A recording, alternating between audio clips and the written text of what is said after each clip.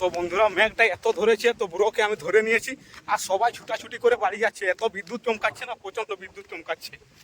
তো hi guys, welcome to new blog.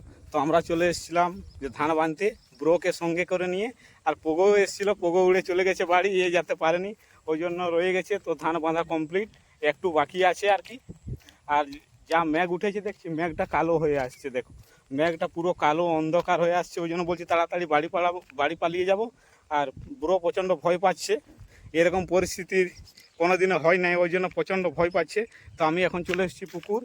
তো বন্ধুরা মেঘটা এত ধরেছে, তো ব্রোকে আমি ধরে নিয়েছি আর সবাই ছুটাছুটি করে বাড়ি যাচ্ছে। এত বিদ্যুৎ চমকাচ্ছে না, প্রচণ্ড বিদ্যুৎ চমকাচ্ছে, দেখছো প্রচণ্ড বিদ্যুৎ চমকাচ্ছে।